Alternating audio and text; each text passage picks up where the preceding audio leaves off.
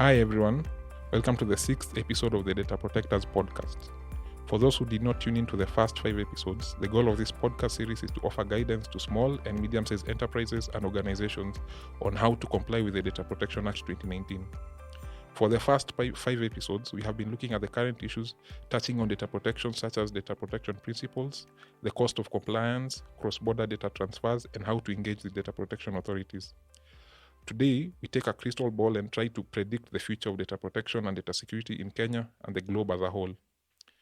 According to some experts, one of the biggest shifts likely to occur in the future is a motion towards a world where individuals have greater ownership over their rights.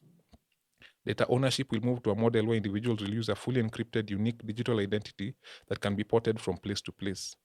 Some experts argue that a unique digital identity could be created using a system like blockchain, which is now most frequently used with cryptocurrency transactions.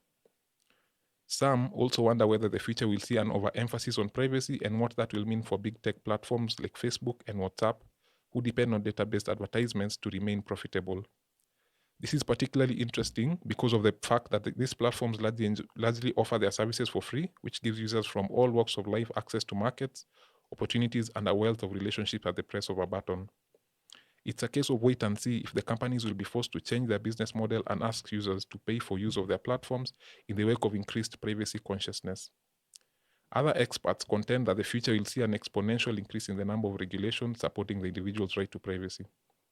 Additionally, some argue that the future will see a greater demand for transparency by individuals targeting the organizations that handle their personal data. Others argue that we will increasingly need to defend and protect our data from intruders and cybersecurity threats. What does the future hold? We'll discuss this and more in this episode. But before we go into the episode, let's have a look at the partners behind this podcast. Have you heard of the African Union European Union Digital for Development Hub?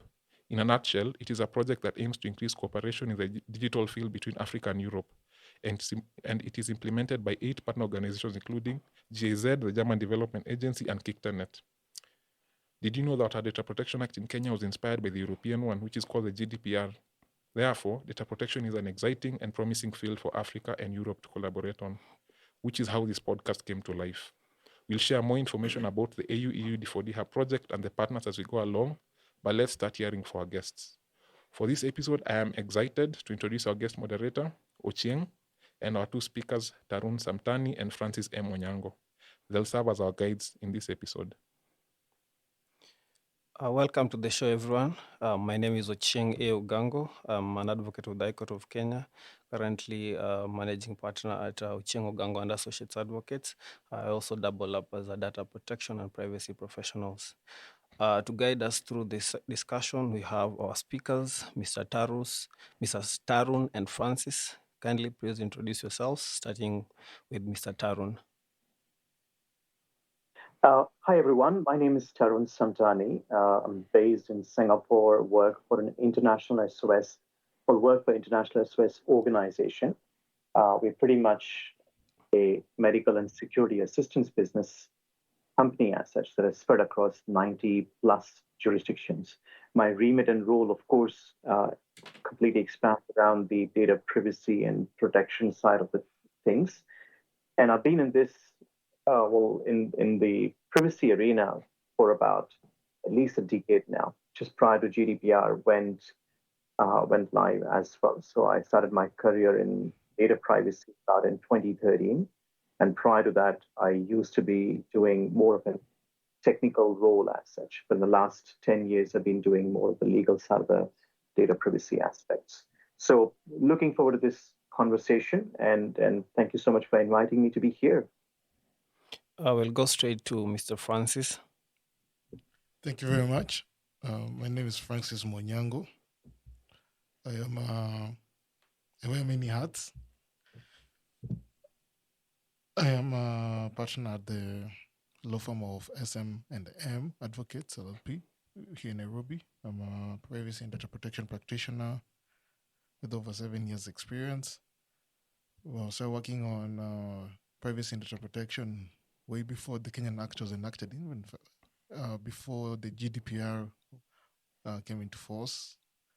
So I was part of the teams that worked on drafting the Kenyan Act, advocating for the Act to be enacted, And I'm happy to be here, happy to discuss about the Kenyan Act and the GDPR and basically data protection, all in all.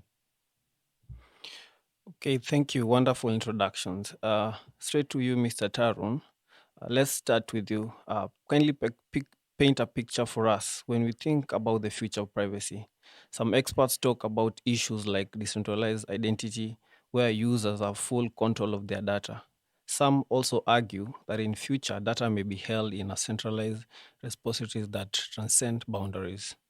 But I'm curious what you think. What do you see as a state of data protection in the next 10 to 20 years to come?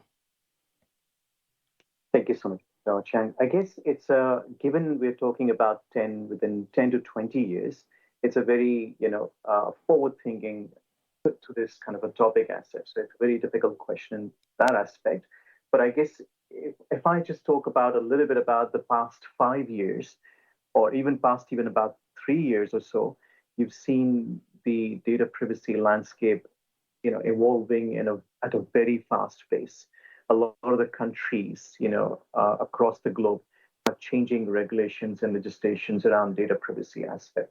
And given not just because of the drive from what is happening around the world, but I guess it's also because of the technological advancements we've seen in the last about a decade or more than a decade aspect, really. So, the use of the extensive use of smartphones, the big tech companies doing a lot of things without data. I guess that the landscape has drastically changed. And we've also seen the increased focus on data privacy as well the data security aspects, really. So forward thinking, 10 years down the line or even 20 years, I certainly see that there will be a huge uh, engagement on the privacy aspect, changing landscape, changing regulatory environment, definitely getting more stricter in that respect.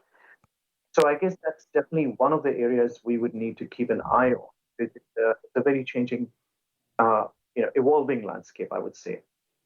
The user-centric data that you mentioned specifically around, having a centralized control of the data, that's very likely possible, actually, given, you know, 10 years ago, we didn't have as much, projects ongoing with blockchain, but there are a lot more right now, which are being discussed with use of the blockchain.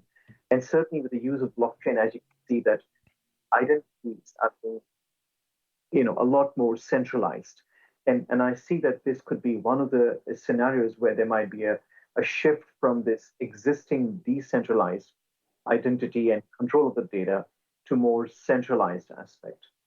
Some of the struggles also there might be as well. So we might see, a challenging environment around the data transfers and the cross-border, data aspects of it.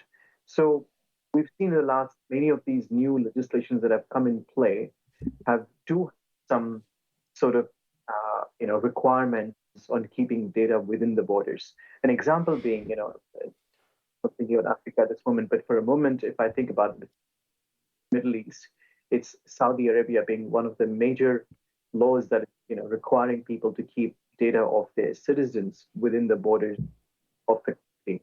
Of course, European laws, as you also see the GDPR aspect, there is a lot more favorable situation where they would like to keep data within the Europe as much as possible and transfer it only on the basis if there's got appropriate safeguards in place, appropriate instruments being implemented, legal instruments being implemented in that case. So I guess we will certainly have those challenges even going forward, 10 years or 20 years. One of the key points that I would like to highlight is, we in the last 5 or 10 years haven't seen a huge amount of ethical considerations going in play or having ethical regulations in place. There are in some pockets, of course, like AI, there is a lot of discussions been happening for the last 5 years now. And right now we are seeing the change that Europe is taking in terms of the AI Act, the Digital Markets Act, and all the other acts, which are probably putting more emphasis on the use of the data and for purposes as well as whether it is ethical on that aspect. So I guess going forward, in 5, 10 years or 20 years, we would certainly see more emphasis on ethical considerations of use of that data. I guess these are some of the key areas that I see certainly some, aspects of changing landscape in the next 10 years or so. Great insights, Tarun. Still on that, we're also seeing a trend where big tech companies are increasingly regulated and their business models threatened. Do you think a time will come when they won't be able to provide free services anymore? Very good question, Mr. Ochieng. I think, and thank you for that. I guess, well, it's if you remember the quote actually that I always kind of like to mention is, if something is free or provided free to you, you are the product in that case. And I think that has been the case for the last at least about 10 odd years, approximately, or more than 10 years now. But we are also driving towards an area where we are seeing a lot of these services also offering paid services in addition to some free services. Let's take an example maybe of Amazon. Amazon offers some free services like Amazon Music, Amazon the other delivery stuff and everything, but there is a pay model as well attached to it, which some people subscribe to, and some people of course don't really. But given that these models are already in place, I certainly see that there is a people who are growing up right now in this environment. I see that it will drive in that direction. So, we will certainly have potentially companies, big tech companies especially, offering pay models which actually could be more suitable in some cases. Secondly, I would say is the pressures around the regulatory environment. We've seen in the last, about a year or so, we've seen a number of big, GDPR fines, especially in the Europe that has, happened. Example again, Amazon was fined about 746 million euros. That was the largest fines until probably last year, and that changed last month, or probably last month actually in May, when we've seen one of the major fines that or the largest fine I would say on Facebook or the Meta, which is about 1.2 billion euros. So I guess the regulatory environment is drastically changing in that respect, which we see that it's going to impact these big tech companies to change their business models in the way they work today, really, as such. Certainly, there will be an increase in the demand from the users themselves. The users do expect these kind of services to be, when I say these services, like the services that they provide, to have some inbuilt privacy along that comes with it. And I guess that to provide all of these things, it's something that they will have to put that into their revenue model itself. So I certainly see that a lot of these companies are being competitive in the way they provide these services, and I see that to build all of these advancements into the requirements for data privacy, data security, they will need to spend more on it, which will bring some sort of a potential way to have a pay model. If you pay for it, you get more security, you get more privacy, and all of those things as such. Technological advancements, if you think about it, again, we are exactly in the cusp of a vastly changing environment, especially when we talk about the generative AI that's coming in, that has come in the last 6 months or so. I say, it's widely being used in the last 6 months or so. That is changing the environment quite drastically. So I certainly see these advancements could potentially drive the direction a lot more towards paid models. Like even if you look at the generative AI technologies, there is a free model and there is a paid model as well. So I think it's difficult to say how things will change and whether this is going to be, I'm pretty sure there will be some free services offered to an extent, but certainly there will be a higher, need for organizations or big tech companies that might focus on towards paid services to provide some of the extra controls as such. Thoughtful insights, Taro. Now, Francis, What do you think will be the state of awareness of users on their right to privacy 10 to 20 years to come? Thanks so much for that question, Ochieng. I think I will give a background on the history of awareness of use of people in Kenya, and then we'll look at right now and the future. Now, in 2019, there was a survey by the internet. There was a survey on internet security and trust that was conducted by the Center for International Governance Innovation, CIGI, and Ipsos in collaboration with UNCTAD. And they found that 78% of internet users in 22 economies were at least somehow concerned about their privacy online. However, in that study, Kenya had the lowest level of concern at 44%.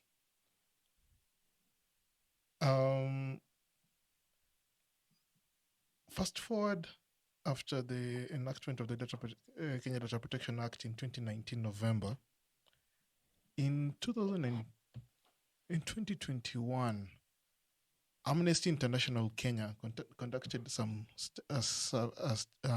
research, and it contained a survey, and they were looking at people's awareness on privacy and data protection.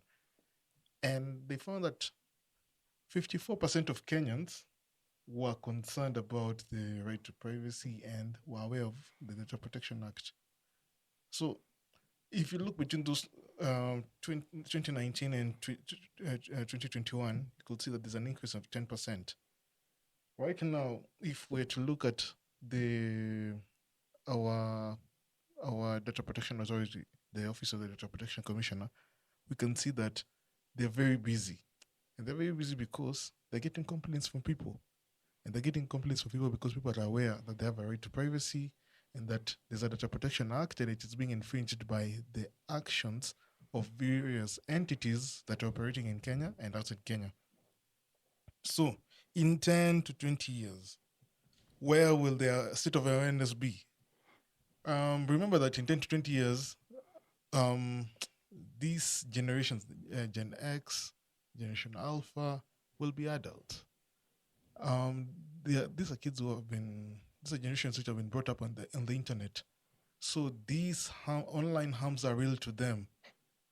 Whereas for millennials and the previous generations, for them, cyberbullying was a physical aspect. For these generations that have been brought up in the internet, bullying is something which can happen when they're at home in their safe space, under the watch of their parents without the parents knowing, probably because parents are too busy to monitor what the kids are doing online. And with this generation being exposed to the internet that young, and also being exposed to the internet that young, I anticipate their awareness on these issues that of these issues such as cyberbullying, the online privacy, online safety, that this awareness will catch up with them faster than this generation that didn't grow up with the internet, because of initiatives that are there in place right now. I know the Communications Authority has been going strong on child protection online, and even the government of Kenya, and also the various service providers have been coming up with ways in which children may be protected online. And also now, the parents of these children, of these generations, are also the people who are using the internet right now. So they are aware of these dangers and they're imparting this knowledge to these generations. So in 10 to 20 years, I anticipate way higher awareness. I cannot quantify the figures because if at 2021 we were at 54% and we haven't done any other study by 2023, then probably we may get to over 90 in the next 10 to 20 years. But yeah, it will be good to conduct a study to see if now, even outside the urban areas, whether even in the village in the villages where people whether people are actually aware on online privacy and data protection. That's very thoughtful, Francis. Hold on to that thought. We turn on to you, Tarun. How do you think globalization will affect the right to privacy? Specifically, what is your opinion on how the actions of multi-jurisdictional companies like Meta and Google will impact the right to privacy? Thank you, Mr. Ochieng. I think that's a really interesting topic as well, actually. So my view to globalization has always been that it has been there is a positive aspect to it, and there can be a negative aspect to it as well. So maybe let's start with a little bit of the positive aspect. Of course, it enables interconnectedness between the countries, the organizations, and everything, and facilitates the exchange of information and ideas in that respect. And that also helps in leading the awareness and support for the privacy rights in that case. But if you think about organizations like Meta and Google, they can have significant impact on the rights to privacy of individuals because they literally process information on people across the globe in potentially few jurisdictions that they are based in as such, which can be quite challenging in itself. So I'll come to that in a second. But the key one issues, if I talk about with respect to the globalization, is the as you can imagine the data transfers, which in some way we were pretty open, in the last about many years until very recent times when we've seen some countries and jurisdictions applying laws that limit and restrict that uh, the requirement of data being moving outside. Give an example again, I have a global remit in my organization, so I look at many different jurisdictions. I did mention about Saudi Arabia being one of them. We also have China, who has come up recently with their own uh, privacy law in the last year or so, which is about restricting and limiting the type of information that can flow out. And certainly, as you can see, there is a lot of geopolitics at play in these kind of scenarios, but many of these organizations could be impacted because of that. There's again the market dominance as such, if you think about it. So when I talked about the Google and Metas, they have significant dominance in the market aspect, which means they have access to a huge amount of user data at their disposal, which raises concerns around the extent on whether they have collected consent on all the things that they need to, and whether they've been transparent enough about those use of the data. And I guess these things will, influence actually how people perceive the privacy protection in that case. So yeah.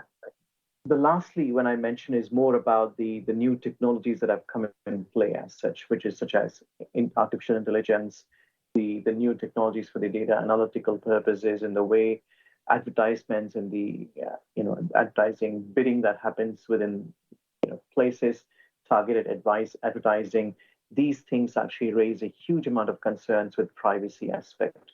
So I guess I certainly see, a way forward where organizations will be looking at how do we restrict those challenges, or how do we deal with those challenges. I'll turn to you, Francis. How do you think we can anticipate and address the challenges that are likely to arise against the right to privacy? That question is very interesting because it has various phases. First of all, we need to look at the challenges against the right to privacy, and then how we can address them. I'll talk about three challenges. Actually, two challenges because the second one has two phases: AI and cross-border issues. On AI, as not as usual, but for the longest time ever, we've always been playing catch up when it comes to like regulation and also even adoption of emerging technologies. with the use of AI products within like the technology sector in Kenya and Africa in general, we're still playing catch up. We're not there yet, and by the time its impact is really felt, it will take some time. However, its threats to the right to privacy and to data protection rights are still going to be there, whether we adopt it in 2050 or we adopt it in 2023. And I've seen various governments trying to take action. I'm aware that the AU is working on something. The Africa Union is working on something. In Kenya, we're still trying to see how we can regulate it using our existing laws. So that's some part of this. That's one way in which we're trying to address that challenge. But you cannot isolate AI because most of the AI that we're using actually is imported. And that brings me to my second point, which is cross-border issues. What do you mean by cross-border issues? As we were speaking about earlier in this discussion, a lot of what we use on the internet are not African. We're using technology from outside Africa. And because we're using technology from outside Africa, in the events where there are disputes, and the event where you probably want to enforce a right, you're almost at the mercy of these big technology companies.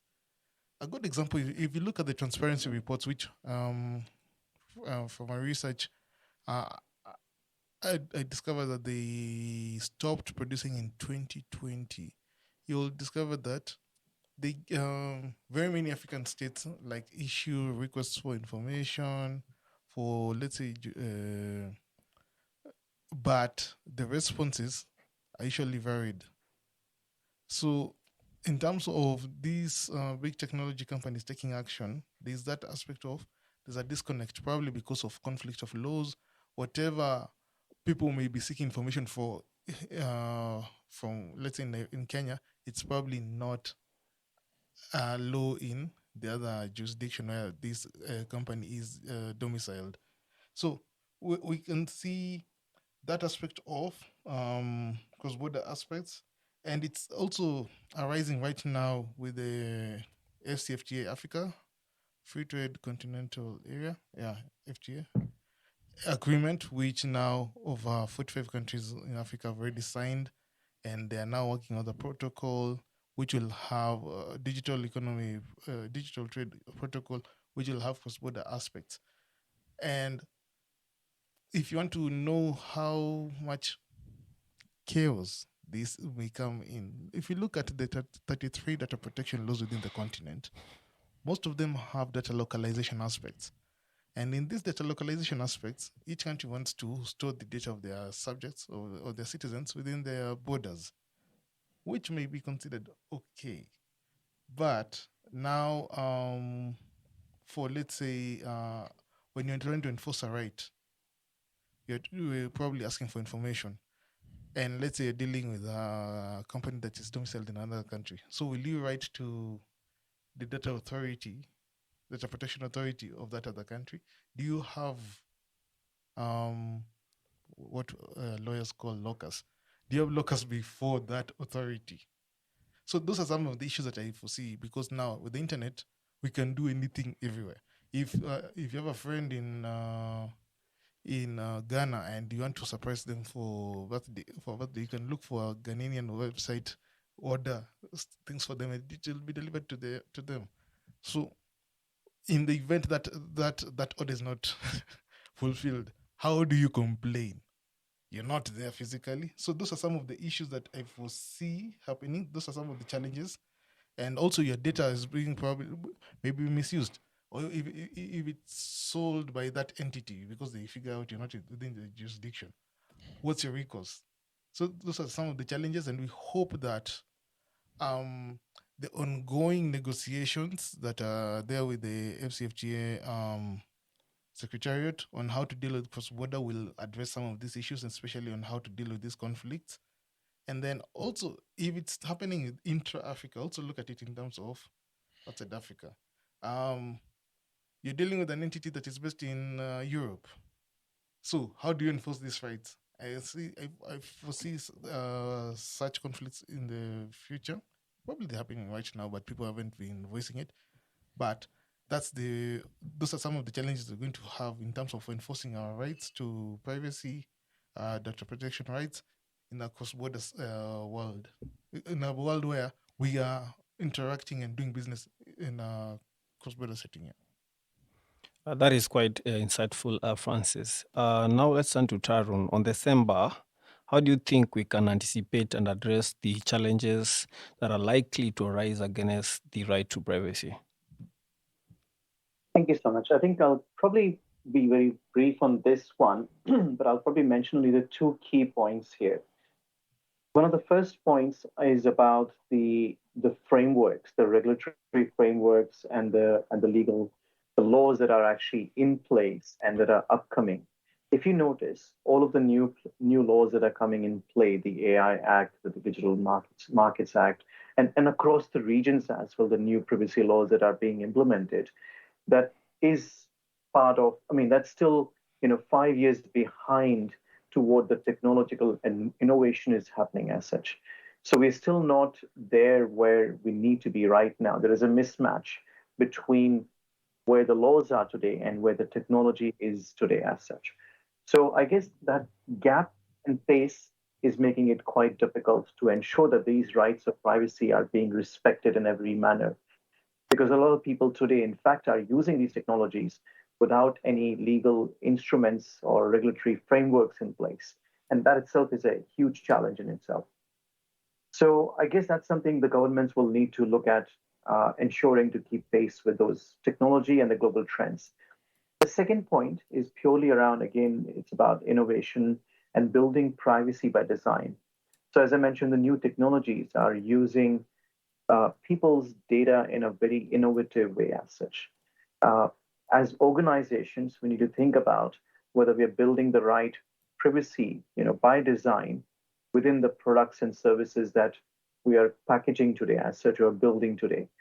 So it's for organizations to think about. Something to take away from here would be is to ensure that they are embedding appropriate privacy safeguards within all products and services that they are actually building today. When I say privacy safeguards, the minimum ones that you can think of is data minimization, using data, collecting very minimum, using it for very minimal and specific purposes and things like that. Having the right level of encryption in places, and building appropriate user control mechanisms into their products and services. Thank you so much, Tarun. Okay, so any final thoughts from Tarun and Francis on the future of data protection and data security? We'll start with Francis. My final thoughts, it will be while we are trying to enact laws, I think I would like to applaud what the Office of the Data Protection Commission is doing in Kenya in creating awareness, because that makes implementation of this of the Data Protection Act easier. The citizens are going to know their rights. They'll know how to enforce them. They'll know things which they do that probably put them in danger. It will enable them to also push entities that process personal information to abide with the law. And then it also makes now the work with the regulator to be easier in terms of even if it is issuing like an enforcement notice, or even asking them if they can negotiate with or have some ADR with the complainant data subject. It will be easier because there's awareness. So my final thoughts is that awareness is very important, and then also being open-minded to the fact that the world in the technology world is way faster than the regulatory world. So there's need for people to be creative in how they handle these issues, finding solutions within also existing frameworks, because as Chairman just said, laws are 5 years behind the technology, and that will continue being the case. So yeah, so it's about being open-minded and creative, and also just creating awareness. Okay, thank you so much, Francis. Tarun, your thoughts, final thoughts on the same subject? Thank you so much, Mr. Ochieng. I think Francis did cover some very, very good thoughts really there as well.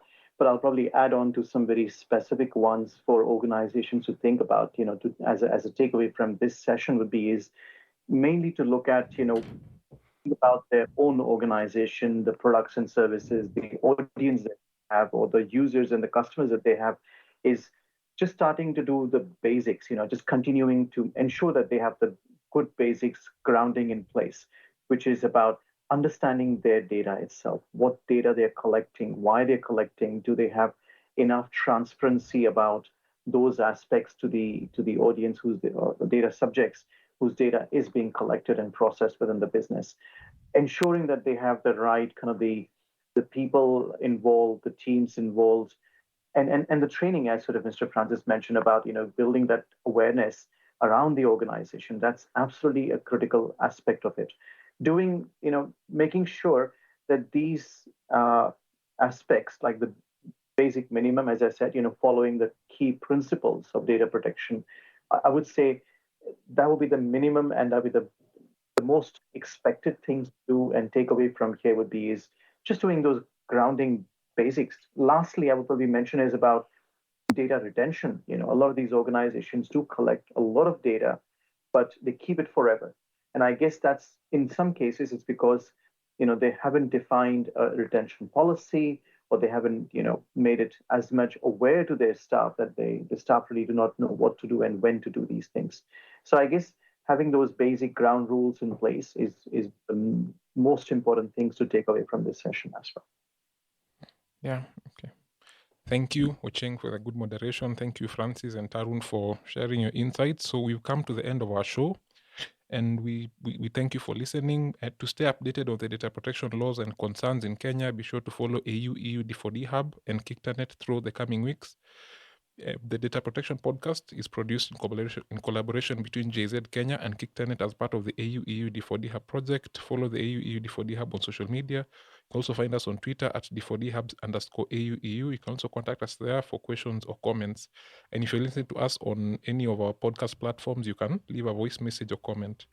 Don't forget that all the episodes of this series are available on the D4D Access website, as well as the Kictanet YouTube page. D4D Access is an online platform powered by the AU D4D Hub, which aims to promote exchanges of knowledge and expertise between African and European digital stakeholders. Feel free to visit their website at www.d4daccess.eu. My name is Meshak Masiba. I've been your host, and thank you so much for listening.